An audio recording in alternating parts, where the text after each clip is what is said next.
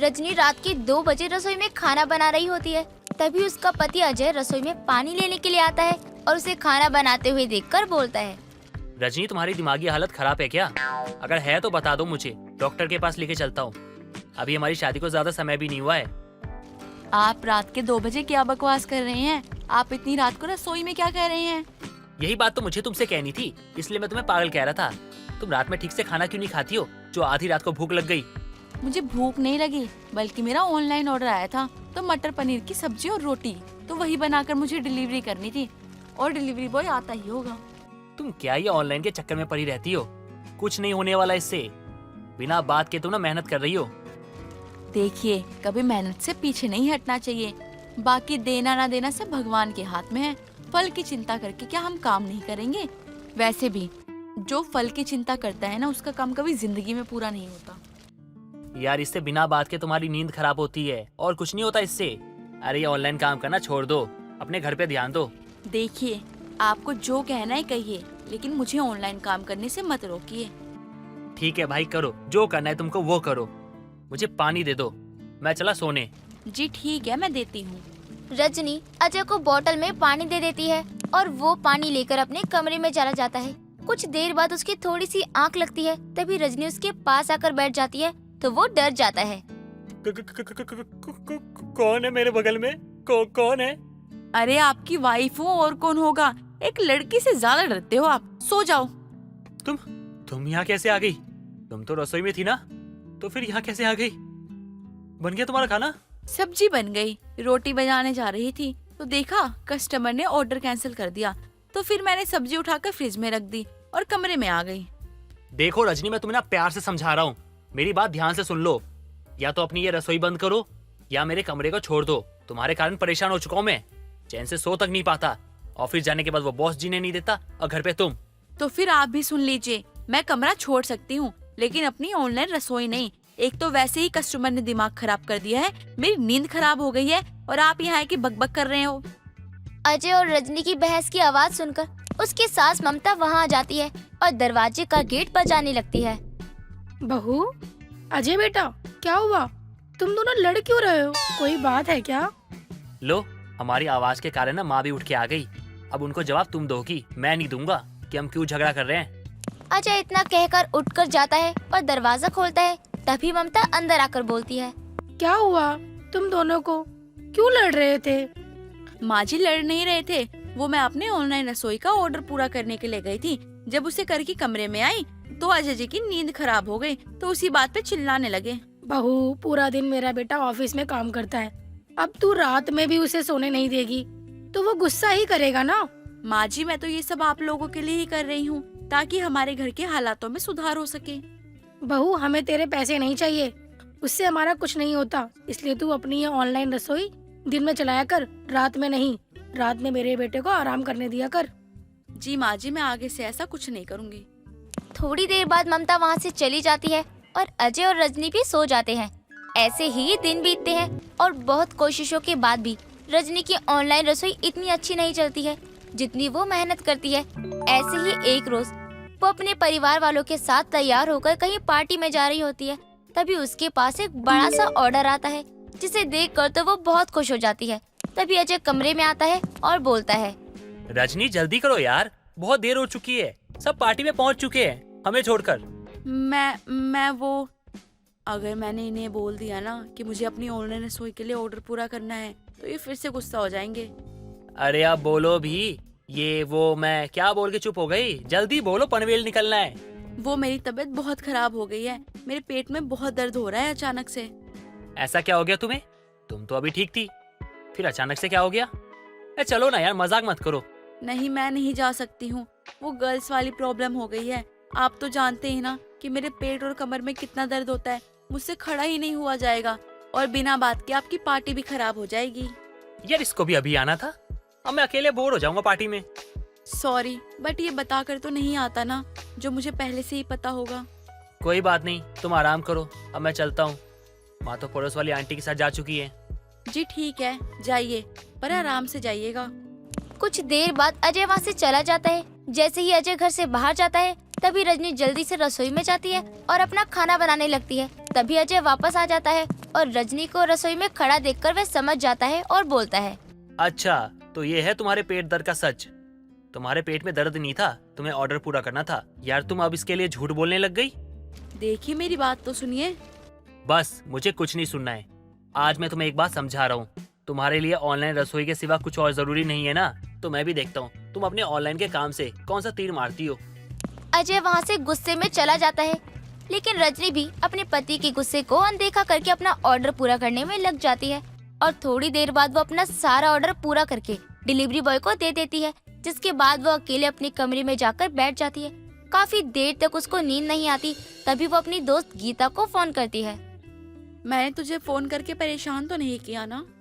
तू ये कैसे बात कर रही है यार, तू मेरी दोस्त है, तू कभी भी कॉल कर सकती है और इसमें परेशानी वाली क्या बात है। और आज तूने कॉल वैसे कैसे किया? कुछ नहीं, बस तुझसे मिलने का मन कर रहा था, तो वही सोच रही थी कि तू अगर ऑफिस से निकली हो तो मुझे फोन कर लियो ताकि मैं तुझसे मिल लूं। अच्छा हुआ यार तूने कॉल कर लिया, मैं तो बस अभी घर से बाहर ही जाने वाली थी। तो फिर तू आ रही है या नहीं मुझसे मिलने? हाँ यार, मैं तुझसे मिलने आ ही रही हूँ। और ऐसा हो सकता है तू बुलाए और मैं ना आऊँ? गीता इतना कहकर फोन रख देती है और रजनी के घर के लिए निकल जाती है। कुछ देर बाद गीता रजनी के घर पहुंचती है और चाय नाश्ता करके रजनी से बोलती है, बता क्या हुआ, तू कुछ परेशान सी लगी है यार। यार मैं थोड़ी अपनी ऑनलाइन रसोई से परेशान हूँ। मेहनत तो कर रही हूँ लेकिन उतना अच्छा रिस्पॉन्स नहीं आ रहा है। बता ना मैं क्या करूँ? तू एक काम कर यार, ऑनलाइन खाना डिलीवर करने के साथ ना तू अपना ना खुद का ना ऑनलाइन फूड का चैनल शुरू कर ले, जिसमें खाना भी बनाती रहेगी और दिखाती भी रहेगी लोगों को। और एक काम करना, इंस्टाग्राम भी चालू कर ले, तेरा ऑनलाइन काम भी ना अच्छा चल जाएगा और टाइम ना उतना ही लगेगा यार। वो कैसे करेंगे? मुझे अच्छे से समझा, क्योंकि मेरे घर वालों को लगता है कि मेरे अंदर कोई हुनर ही नहीं है। वो मेरी ऑनलाइन रसोई के काम की वैल्यू नहीं करते। सबकी ना अपनी सोच होती है और इस सोच को ना सिर्फ तू पैसे से बदल सकती है, जिससे तू जब लाखों रुपए कमाएगी ना ऑनलाइन से, तब ना सब तेरी खुद तारीफ करने लग जाएंगे। तू सच बोल रही है ना? अब तूने जैसा बोला है मैं वैसा ही करूँगी, और कोई चाहे कुछ भी बोले मैं पीछे नहीं हटूंगी। रजनी को गीता की बातों से एक हिम्मत मिलती है, जिसके बाद वो Insta, Facebook, YouTube online platform के जरिए अपनी ऑनलाइन रसोई को आगे बढ़ा लेती है। देखते देखते इस बात को सालों गुजर जाते हैं और सालों की कड़ी मेहनत के बाद एक दिन रजनी के अकाउंट में 2 लाख रुपए आते हैं, जिसे देखकर उसका पति हैरान रह जाता है और बोलता है, तुम्हारे अकाउंट में इतने सारे पैसे, ये कहाँ से आए? मैंने ये सारे पैसे ऑनलाइन रसोई से कमाए हैं, और ये पैसे तो सिर्फ 2 महीने की कमाई है। रोज की कमाई बताऊंगी तो आप हैरान हो जाएंगे। मुझे माफ कर दो, मुझसे गलती हो गई। मैंने बहुत बुरा बर्ताव किया तुम्हारे साथ। मुझे आपकी माफी नहीं चाहिए, आपका साथ चाहिए। अब तो आप मेरे ऑनलाइन काम से गुस्सा नहीं होंगे ना? नहीं, कभी नहीं। आज के बाद मैं तुम्हें कुछ नहीं कहूँगा, बल्कि तुम्हारा साथ दूंगा। रजनी के ऑनलाइन काम को समझने और उसकी तरक्की को देखने के बाद उसका पति और उसकी सास दोनों उसका साथ देने लगते हैं और समय के साथ रजनी अपनी ऑनलाइन रसोई के जरिए बहुत अमीर बन जाती है और अपने घर की सारी परेशानियों को दूर कर देती है। राधिका अपने 2 छोटी बहनों के साथ सड़क के किनारे एक टेंट में रहती थी। तीनों अनाथ थी। उनके माँ बाप बचपन में ही गुजर गए थे, जिसके बाद राधिका ही अपनी दोनों बहनों की जिम्मेदारी उठा रही थी। वो मंदिर के बाहर पूजा के फूल बेचने का काम करती थी। एक दिन उसकी छोटी बहन रानी उसके पास आती है। दीदी ठंड बहुत हो रही है, रात में नींद नहीं आती। हम सोने वाले 3 हैं और चादर एक है, ठंड नहीं जाती उसमें। हाँ रानी, मैं जानती हूँ कि ठंड बहुत हो रही है, तुम चिंता मत करो, मैं कुछ करती हूँ। दीदी जल्दी ही हमारे लिए एक अच्छा सा कंबल ले आओ, वरना ठंड में हमारी तबीयत खराब हो जाएगी। हाँ हाँ रानी, मैं ले आऊंगी, आज ही ले आऊंगी। आज तक मैंने तुम्हें तुम्हारी किसी बात को मना किया है जो आज करूंगी? दीदी हम लोग आपको बहुत परेशान करते हैं, हमारी वजह से आपको कितनी दिक्कतें होती है ना। नहीं रानी, तुम ऐसा सोच भी कैसे सकती हो? तुम दोनों के सिवा इस दुनिया में है ही कौन? दीदी माँ और पिताजी के जाने के बाद हम तीनों बहनें अनाथ ही हो गई हैं, लेकिन ये आप माँ बनकर हमारे ऊपर बड़े का साया बनाए रखा, वरना पता नहीं हमारा क्या होता। मेरे होते हुए तुम लोगों को किसी चीज की कोई कमी नहीं होगी।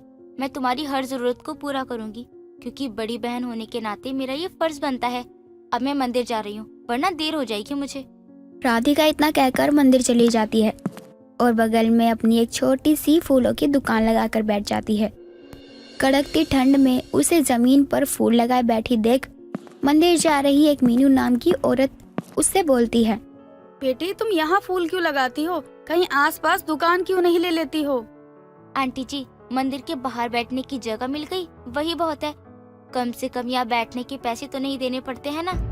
लेकिन बेटी ठंड बहुत हो रही है, ऊपर से ये ठंडी हवा चल रही है, ऐसे खुले में बैठोगी तो बीमार हो जाओगी। आंटी जी, अब तो मुझे आदत सी हो गई है इस ठंड को बर्दाश्त करने की। अपनों को सुखी रखने के लिए इतना तो करना ही पड़ेगा ना। फिर भी बेटी अगर तुम अपना ध्यान नहीं रखोगी तो अपनों का कहाँ से रखोगी? जी आंटी जी, आप जो बोल रही हो सही बोल रही हो। अगर सच में आपको मेरे लिए बुरा लग रहा है और आप मेरी मदद भी करना चाहती हैं, तो मुझसे थोड़ा ज्यादा फूल माला खरीद लीजिए। राधिका की बात सुनकर मीनू को उस पर दया आ जाती है और वह उससे सारे फूल खरीद लेती है और बदले में उसे बहुत सारे पैसे भी दे देती है। राधिका पैसे पाकर बहुत खुश होती है और दुकान पर जाकर एक नया कंबल खरीदकर अपनी बहनों के पास जाती है। दीदी, आप इतनी जल्दी कंबल ले भी आई? ये कंबल कितना सुंदर है। तुम्हें पसंद आ गया? मैं तो यही सोचकर खुश हूँ। दीदी, पसंद क्यों नहीं आएगा? आप इतने प्यार से जो ले आई है। लेकिन दीदी, आप हमारे लिए कंबल तो ले आई, लेकिन आप अपने लिए शॉल नहीं लाई। आपको भी तो ठंड लगती होगी ना। अगर मैंने इनको बता दिया कि मेरे पास इतने पैसे नहीं थे कि मैं दोनों चीजें ला सकूं, इसलिए मैं सिर्फ कम्बल लेकर आई हूँ, तो ये लोग कम्बल नहीं लेंगी। बोलिए ना दीदी, आप चुप क्यों हैं? आपने अपने लिए शॉल क्यों नहीं ली? वो क्या है ना कि मैं तुम लोगों की तरह भी बूढ़ी नहीं हुई हूँ। मुझे इतनी ठंड नहीं लगती है कि मुझे शॉल ओढ़कर बैठना पड़े। दीदी, आप हमें बुढ़िया बोल रही है? अब ठंड है तो लगेगी ही ना, उसमें बूढ़े और जवान की क्या बात है? अरे मैं तो मजाक कर रही थी, लेकिन सच में मुझे ठंड नहीं लगती है, इसलिए नहीं लाई। जब लगेगी तब ले आऊंगी। पक्का ना? आप झूठ तो नहीं बोल रही है ना? नहीं रानी, मैं झूठ नहीं बोल रही हूँ। कुछ टाइम बाद तीनों बहनें एक साथ बैठकर खाना खाती हैं। दिन बीतते हैं। तभी एक दिन बहुत ठंड पड़ रही थी। चारों तरफ कोहरे की धुंध की चादर पड़ी होती है। तभी एक शंकर नाम का आदमी सोल ओढ़े मंदिर में दर्शन के लिए जाता है और राधिका से बोलता है, भगवान को चढ़ाने के लिए मुझे फूल दे दो। आपको कितने फूल चाहिए? फूल ही चाहिए या माला भी? एक काम करो, तुम मुझे अच्छे और ताजे फूलों की एक बड़ी सी माला बनाकर दे दो।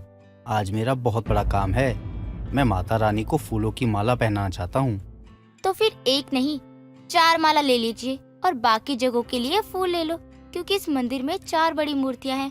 मूर्तियों पर माला चढ़ा देना और बाकी जगह फूल। तुम अपने आप को बहुत चालाक समझती हो या मुझे पागल समझती हो? मालिक, मैंने ऐसा क्या बोल दिया? मैं तो आपके भले के लिए ही बोल रही थी। इतने बड़े मंदिर में एक ही माला चढ़ाएंगे तो अच्छा नहीं लगेगा। भगवान ने आपको इतना कुछ दे रखा है, आप उनके लिए इतना तो कर ही सकते हो ना। मुझे पता है तुम ये सब भगवान के लिए नहीं बल्कि अपनी कमाई के लिए कर रही हो। यही मान लीजिए, लेकिन इसमें आपका कोई नुकसान तो नहीं हो रहा है ना? नुकसान कैसे नहीं हो रहा? मैं जितने फूल और माला लूंगा मुझे उतने पैसे तो देने पड़ेंगे ना।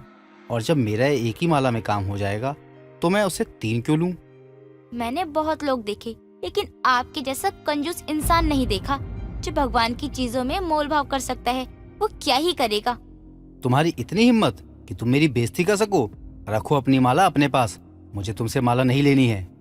मुझे भी ना आपको कोई सामान नहीं देना है, क्योंकि आप बहुत ही कंजूस इंसान हो जो भगवान जी की चीजों में भी पैसे खर्च नहीं करना चाहते हो। राधिका की बात सुनकर शंकर को बहुत गुस्सा आता है। शंकर गुस्से में गाड़ी में बैठकर वहां से चला जाता है। गाड़ी में बैठते हुए उसका सोल जमीन पर गिर जाता है। उस पर कुछ कीचड़ लगा होता है। शाम को घर जाते हुए राधिका की नज़र उस सोल पे पड़ जाती है और वो चुपचाप उस सोल को अपने घर लेकर चली जाती है और उसे धोकर इस्तेमाल करने लगती है। अगली सुबह शंकर दोबारा से मंदिर की तरफ दर्शन करने आ रहा होता है। तभी उसकी सड़क पर एक टेंट दिखाई देता है जिसमें राधिका अपनी बहनों के साथ बैठी ठंड से कांप रही होती है। तभी वो गाड़ी रोककर उनके पास जाता है। उस दिन तो तुम बहुत जुबान चला रही थी और आज मेरी ही शॉल ओढ़कर बैठी हो। अब शर्म नहीं आ रही क्या तुम्हें किसी और की चीज का इस्तेमाल करते हुए? देखिए, मुझे ये शॉल ना कीचड़ में मिली थी। मैंने इतना ध्यान नहीं दिया था कि ये शॉल आपकी है। जब आपने इसे कीचड़ में फेंक दिया था तब आपको याद नहीं था कि ये आपकी शॉल है? उस समय मैं जल्दी से गाड़ी में जाकर बैठ गया था, इसलिए मैंने भी ध्यान नहीं दिया। औकात कुछ भी नहीं है तुम्हारी, लेकिन जुबान बहुत तेज चलती है तुम्हारी। ना मैंने उस दिन कुछ गलत बोला था और ना ही मैं चोर हूँ। अगर आप लेना चाहते हो तो अपनी शॉल लेकर जा सकते हो। बिल्कुल ले जाऊंगा। जिस लड़की ने मेरी इतनी बेइज्जती करी हो उसकी मैं कोई मदद नहीं करूंगा। मालिक, आप बुरा मत मानिए, लेकिन आपका दिल ना बहुत छोटा है। आप वैसे भी किसी को कुछ नहीं दे पाएंगे। राधिका इतना कहकर शॉल उठाकर शंकर को दे देती है। शंकर जैसे ही शॉल ओढ़कर पीछे मुड़ता है, सामने अपनी बीवी को खड़े देखता है, जो कि और कोई नहीं बल्कि मीनू होती है, जिसने राधिका की मदद करी होती है। तभी वो बोलता है, तुम यहाँ क्या कर रही हो? मैं तो इस लड़की से मिलने आई थी। बेचारी इतनी गरीब होकर भी सबसे पहले अपने परिवार के बारे में सोचती है। सर पर छत नहीं है, लेकिन अपनी बहनों को कभी भी माँ की कमी महसूस नहीं होने दी। तुम इसे कैसे जानती हो और कब मिली इससे? मैं रोज जब मंदिर आती थी तब इससे मिलती थी। आज मैं इसके लिए कुछ खाने का सामान और गर्म कपड़े लेकर आई थी देने के लिए, क्योंकि आज ससुर जी का जन्मदिन है और उन्हें गरीब लोगों की मदद करना बहुत अच्छा लगता था। तो मैंने सोचा क्यों ना आज मैं इसी लड़की से मिलकर इसे ये सारा सामान दे दूं। इसी बहाने उनकी इच्छा भी पूरी हो जाएगी। ये तो तुमने बहुत अच्छा सोचा, लेकिन इस गरीब को ये सब देने की जरूरत नहीं है। हम ये सब चीजें किसी और को दे देंगे। आप मुझे मत सिखाइए मुझे क्या करना चाहिए और क्या नहीं। आज जो मैंने देखा उसकी उम्मीद नहीं थी मुझे आपसे। ऐसा क्या देख लिया तुमने जो तुम मुझे इतना सुना रही हो? यही कि आप कितने कंजूस हैं। कंजूस तो आप पहले भी थे, लेकिन आप किसी के साथ ऐसा नहीं करते थे जैसा आपने आज इस लड़की के साथ किया है। मुझे आपसे ये उम्मीद नहीं थी। तुम्हें पता नहीं है कि इसने मेरी कितनी बेइज्जती की है? क्या कुछ नहीं सुनाया इसने मुझे सबके सामने? मेरी पत्नी होकर तुम मेरा नहीं बल्कि इस लड़की का साथ दे रही हो। मुझे सब पता है। ड्राइवर ने मुझे सब बता दिया था, जो आपने इसके साथ किया और इसने जो आपके साथ किया। आप खुद सोचकर देखिए कि आपने जो किया इस लड़की के साथ वो सही था। अपनी पत्नी की बात सुनकर शंकर को अपनी गलती का एहसास होता है, जिसके बाद दोनों मिलकर ठंड में बिना माँ बाप की तीनों बेटियों को एक मसीहा बनकर सहारा देते हैं और उनके सभी दुखों को दूर कर देते हैं। रमा घर में बैठी होती है, तभी उसकी पड़ोसन अनीता आती है और रमा से कहती है, अरे रमा, मैं तो बहुत परेशान हो गई हूँ, कुछ तो कर रमा। क्या हो गया तुझे? तू किस बात को लेकर इतना परेशान हो रही है? अब क्या बताऊँ रमा, मेरे बाल तो इतने झड़ रहे हैं, सच में बहुत टेंशन होती है। मुझे तो ऐसा लग रहा है कुछ दिनों बाद तो मैं गंजी ही हो जाऊंगी। तो इसमें मैं तेरी मदद क्या कर सकती हूँ? तो अपने बालों का दुखड़ा लेकर मेरे पास क्यों आई है? तू कुछ बता ना रमा, मैं क्या करूँ अपने बालों का? ये तो झड़ना बंद ही नहीं हो रहे हैं। कुछ तो उपाय बता, कोई तेल, जड़ी बूटी, दवाई, कुछ तो बता। मैं सच में परेशान हो गई हूँ। अब तो टेंशन के मारे मेरे और बाल टूटने लगे हैं। तुझे नहीं लगता है कि तू बालों की परेशानी के लिए गलत पते पे आई है? तेरे तो इतने लंबे घने बाल हैं और मेरे तो देख, सर में बाल ही नहीं है। बाल हो सर में तो टूटे अच्छा भी लगे, लेकिन यहाँ तो सफा चट है। अरे हाँ, ये तो तूने बिल्कुल सही कहा। वैसे तो शुरू से ही ऐसी थी, मेरा मतलब है शुरू से ही ऐसी गंजी थी, कम बालों वाली। तू मेरा यहाँ मजाक बना रही है? अरे मैंने कब कहा कि मैं तेरा मजाक बना रही हूँ? अरे सच कहूँ तो मुझे सच में बहुत ज्यादा टेंशन हो रही थी। जब इतने ज्यादा मेरे बाल टूट रहे थे तभी तो मैं तुरंत तेरे घर आई तुझसे मिलने। मुझे तो तेरी बात ही समझ नहीं आ रही। तू क्या कहना चाहती है? साफ साफ बोलना। बाल टूट रहे हैं तो मेरे घर आने का क्या मतलब है? मेरे घर आकर क्या कोई जादू हो जाएगा जो तेरे बाल ठीक हो जाएंगे?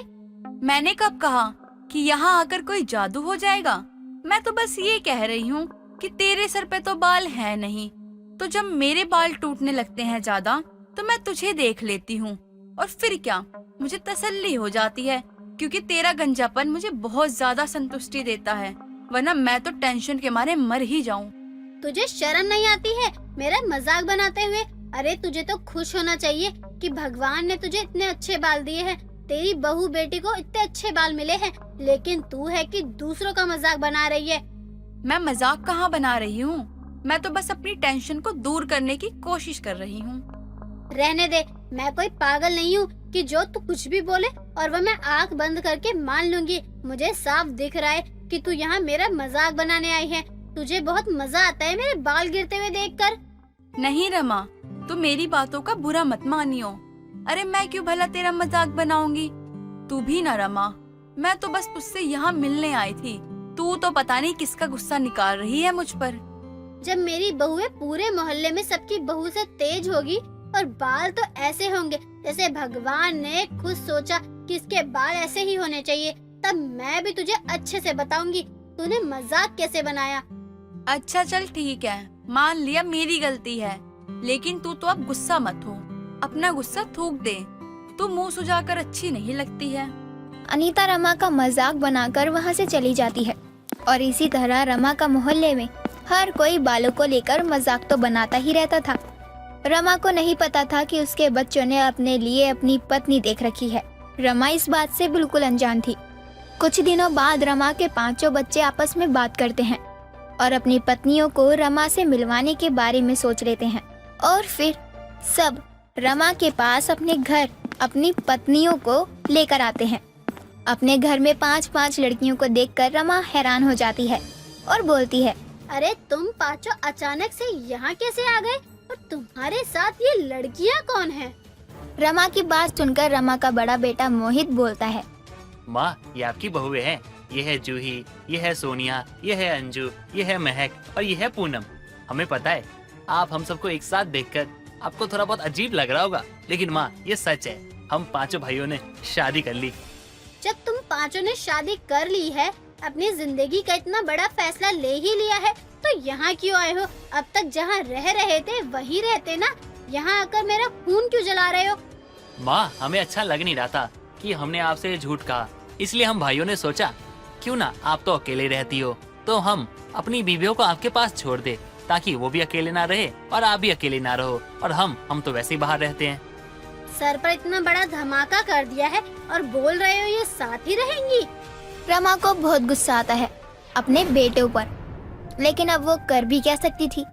उसके बेटों ने जो भी किया था उसे ये थोड़ी बदल जाता कि वो सब रमा के बेटे नहीं थे या वो सब रमा की बहुएं नहीं थी। मन मारकर ही सही, लेकिन रमा अपनी बहुओं को अपना लेती है।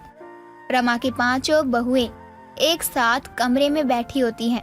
तभी रमा भी कमरे में जाती है और अपनी बहुओं से कहती है, ये कौन सा स्टाइल है तुम सबके बालों का? किसी के लाल बाल, किसी के छोटे तो किसी के इतने लंबे। तुम 5 बहुओं के अनोखे बाल कैसे हैं? माँ जी, हम भी एक दूसरे से पहली बार ही मिले थे। मुझे तो लाल रंग पसंद है अपने बालों में, तभी तो मैंने अपने बालों में ये कलर करवाया। अच्छा लग रहा है ना माँ जी? मुझे भी छोटे बाल पसंद है। बड़े बाल मुझे बहुत तंग करते हैं। कभी भी मैंने बड़े बाल तो रखे ही नहीं, इसीलिए मैं हमेशा बाल छोटे ही करवाती हूँ और मुझ पर यही सूट करता है। मेरे तो सबसे अलग बाल है। मुझे अपने बाल ऐसे ही पसंद है। आपको शायद नहीं पता हो माँ जी, लेकिन मैं ट्रेंड को बहुत फॉलो करती हूँ और ट्रेंड के अकॉर्डिंग मेरे बाल बेस्ट हैं। तुम लोगों के बाल देखकर तो मुझे यही लग रहा है कि भगवान ने सबसे अच्छे बाल मुझे ही दिए हैं। अच्छा हुआ मेरे बाल तुम 5 की तरह नहीं है। रमा अपनी बहुओं के आंखों बाल देखकर चौंक जाती है, लेकिन जब जिसका रहन सहन शुरू होता ही ऐसा है, उसे रमा भी बदल तो सकती नहीं थी।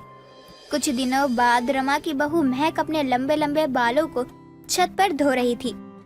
रमा की बहू के लंबे बाल देखकर अपने छत पर खड़ी अनीता हैरान हो जाती है और तुरंत वो अपने घर से भागकर रमा के पास आती है और हाँफते हुए बोलती है, रमा, तेरी बहू के इतने लंबे बाल, ऐसा लग रहा है जैसे नकली बाल लगाए हैं उसने। अनीता की ये बात महक सुन लेती है और उसे बहुत गुस्सा आता है। अरे ओ आंटी जी, क्या कुछ भी बकवास करे जा रही हो आप? मेरे ये इतने अच्छे बाल आपको नकली कहाँ से लग रहे हैं? आंखें ठीक हैं या नहीं? अगर आंखें खराब है तो चश्मा पहन लो। कुछ भी बोल रही हो आप। इतने लंबे और मोटे बाल आजकल देखने को ही नहीं मिलते हैं, तो मुझे लगा कि तेरे बाल नकली हैं। तो आपको देखने की जरूरत भी नहीं है। खुद के बाल तो झाड़ू जैसे हैं और चली हैं दूसरों के बालों में कमी निकालने। आज के बाद मेरे बालों को कुछ बोल मत देना आप। तू छोटी है और रमा की बहू है, इसलिए मैं ज्यादा कुछ नहीं कह रही हूँ, वरना सच तो मुझे पता है, तभी तो तुझे इतनी ज्यादा मिर्ची लग गई। अरे इतने लंबे मोटे सिल्की बाल कहीं किसी के हो सकते हैं क्या? मैं तो मान ही नहीं सकती। अनीता रमा की 5 बहुओं के बारे में बुरा भला बोले जा रही होती है। तभी वहाँ रमा की बाकी 4 बहुएं भी आ जाती हैं और अनीता की बात सुनकर सबको गुस्सा आता है। आंटी जी, आप हमारे बालों को नकली बोल रही हो। आपने अपने बाल देखे हैं? घोड़े की पूंछ लगते हैं। अरे घोड़े की पूंछ ही सही, लेकिन असली तो है ना। तुम 5 की तरह नकली तो नहीं है ना, कि नकली बाल तो कोई भी देखकर बता सकता है। अरे आंटी जी, ये क्या? ये तो सच में हमारे हाथों में आपकी सच्चाई आ गई। आपने सच ही कहा था, नकली बाल तो है, लेकिन आपके। अनीता, तू बालों में विग लगाती है। अब तक तो तू मेरा मजाक बनाती आई है कि मेरे बाल कैसे हैं। अरे आज तेरा खुद मजाक बन गया। मेरी बहू के अनोखे बाल देखकर तुझे जलन हो रही थी ना, और तभी तू यहाँ आई कमी निकालने, लेकिन यहाँ तो तेरे बाल ही निकल गए। अनीता का मुंह बन जाता है और वो चुपचाप वहाँ से चली जाती है, जिसके बाद भी अपनी 5 बहुओं के अनोखे बालों से खुश हो जाती है।